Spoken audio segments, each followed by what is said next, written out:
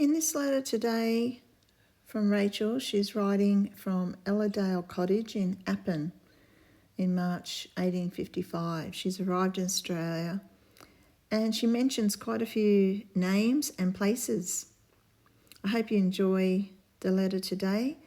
Comment if you would like me to give you a bit more context and research some of these places and characters. I'd love to hear from you.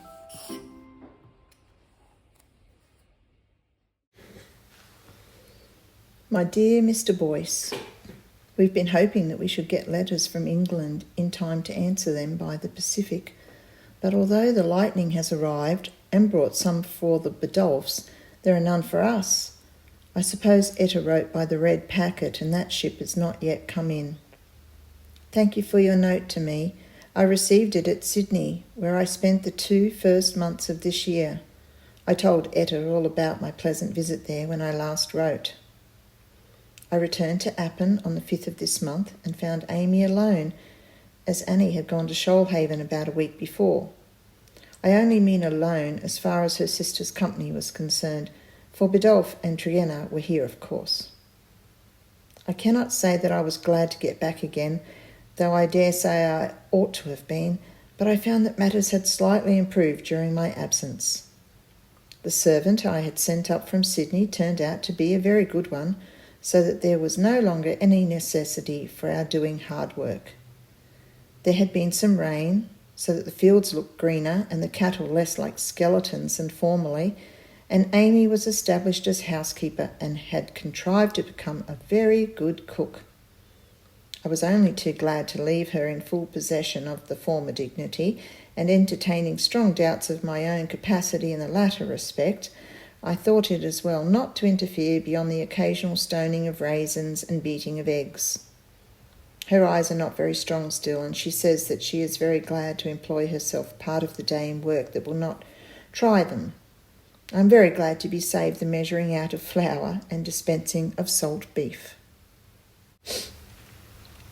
I draw or mend the stockings of the establishment in the mornings, and after dinner generally read to Amy while she works or nets. We wander about in the bush for an hour before tea by way of a walk, or I go down to Appin to fetch the letters.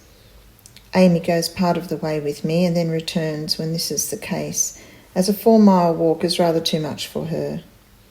In the evening we play cribbage and backgammon, or work and read and go to bed at 9, and so the days pass quickly enough, if not very pleasantly.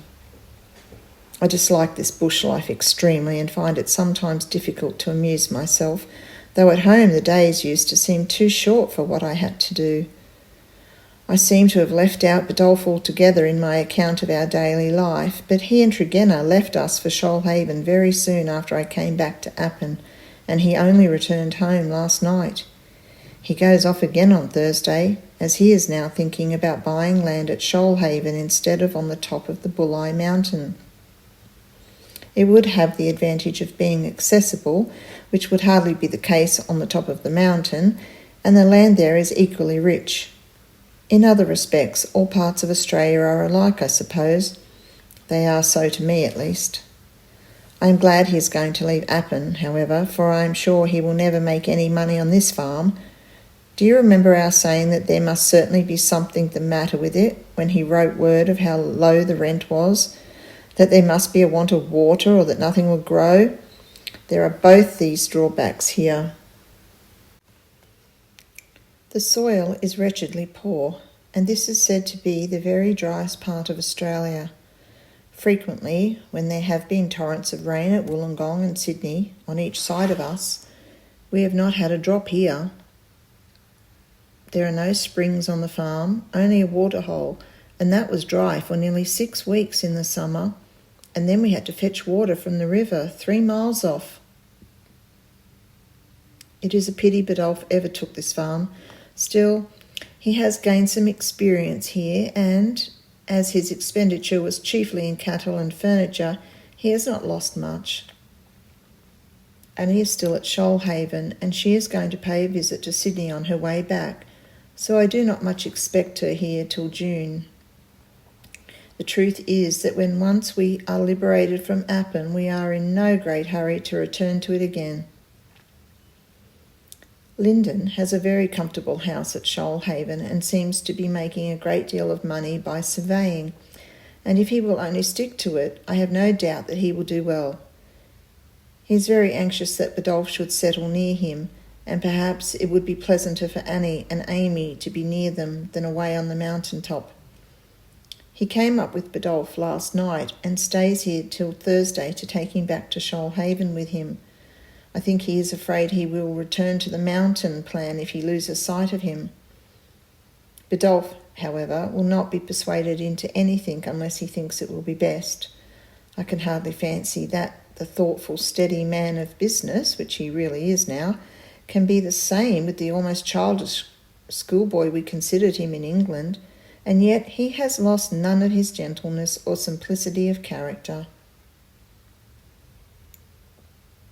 Mr. Sparling, the clergyman of Appin, wants him very much to be churchwarden this year, but he says he is too young and has enough to do to mind his own business without the business of the parish, and for the same reason he refused to be put on the Patriotic Fund Committee at Campbelltown. He is at present gone out with Jack to fell a bee tree, dressed up in a blue gold digger's shirt over his clothes, a thin silk handkerchief tied over his hat, and my gardening gauntlets on his hands. I hope he will get some honey and not many stings. Jack is helping him, likewise got up in a silk handkerchief.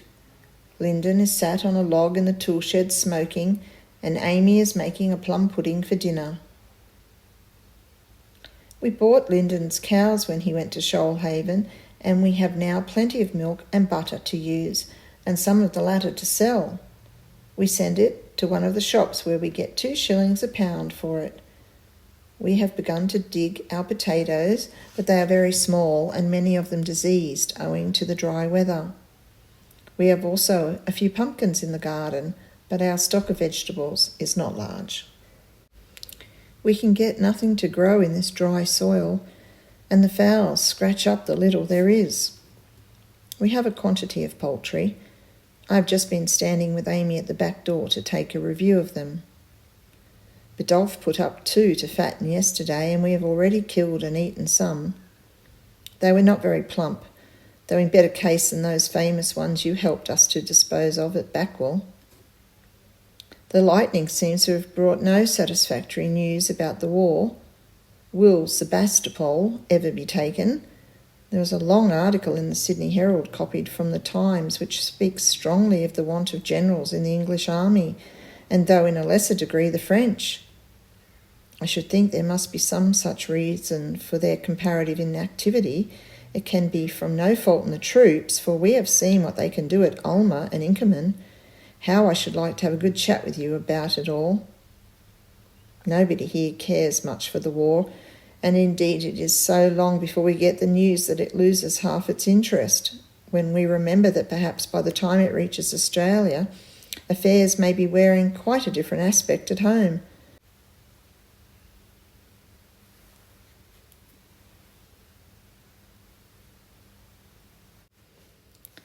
Perhaps now, for instance, Sebastopol may be taken, the Tsar frightened into a peace, and the French and English quarrelling over their conquests.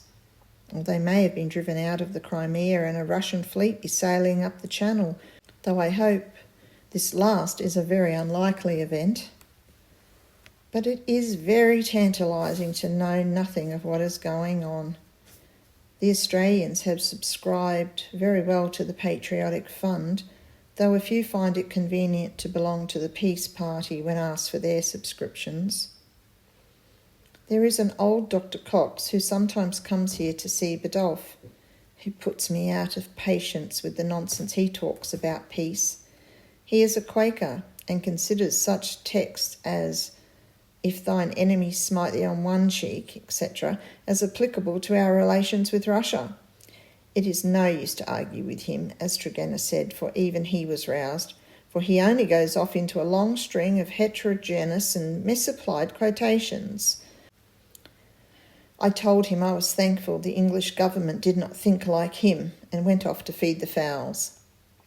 Amy and Bidulph also took opportunities of stealing away, leaving Tregenna, who was too lazy to move, to endure the full brunt of a yarn which lasted the whole morning. I must finish my letter today, as the mail for the Pacific closes tomorrow. Bidulph and Lyndon have set out on their return to Shoalhaven, and a very wet ride they will have, as it is pouring with rain. Miss Anna Gurney wrote to forward me 2 letters of introduction from Sir William Hooker to 2 botanical friends of his in Sydney. I got Mrs. Burton to ask him if there was any Flora of Australia yet published, and he says not, but sends these letters instead to 2 gentlemen who have studied the plants of the country. It is extremely kind of him to take the trouble, but I do not think they will ever be delivered, as I hope I shall not be long enough here to make any collection, and I do not care enough about the Australian flowers to take much trouble with them. I often wonder what can be the difference. I suppose it is the want of any pleasant associations connected with them. I often see very pretty flowers in the bush and just gather them to take a look at them and then throw them away again without any further interest. While at home, every wildflower seemed like a friend to me. The Danehill woods must be getting full of wood anemones, primroses and wood sorrel now. How beautiful they must be, and how I should like to see them. We have not been riding lately, as there is nothing to ride upon. My horse got so thin in the dry weather that he was sent off to recruit in a place called Girard, where feed, as they always call grass here, was plentiful, and I have not been able to get him back yet. Bidulph has changed the wild mare, a beast that nobody can ride, for a very tall animal which he says he can break into a side saddle. I rather doubt it, though, for it is as much as he can do to hold her in. She did not look very promising when he departed for Shoalhaven upon her yesterday, as she capered sideways all down the bush path till they were out of sight. An 80-mile journey, however, with the roads in their present wet state, must take some of the superfluous spirit out of her. I like this autumn weather, for it feels like England. Yesterday was still and cold with that dull grey sky we so often have at home in the fall of the year, and today it is pouring with rain like a genuine English November day. Amy rejoices in the cool weather, and I was tired of the perpetual glare of sunshine. Fine days here bring me no pleasure as they do in England. They are too hot and too numerous, and besides, you cannot enjoy them by taking nice walks. There are no walks to take. I suppose you have been drawing a great deal lately. Your pictures of Backwell and Danehill are hung up in our sitting room and make us long for home whenever we look at them. I have never yet unpacked my picture case, as it is so nicely done up in tin that I thought it was a pity to open it in my present uncertainty about staying here.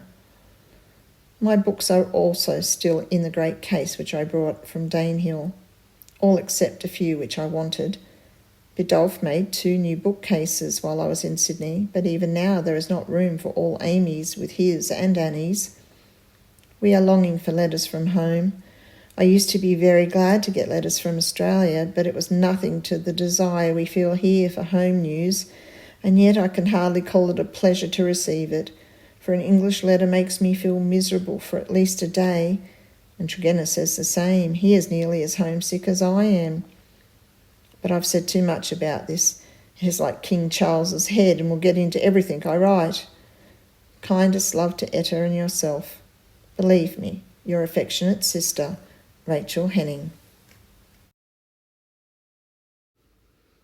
I hope you've enjoyed today's video and watching me do a quick sketch of what life inside the cottage at Ellerdale might have been. Please like and subscribe to the channel if you want to keep hearing these stories from Rachel, and leave me a comment with your ideas. I'll see you next video.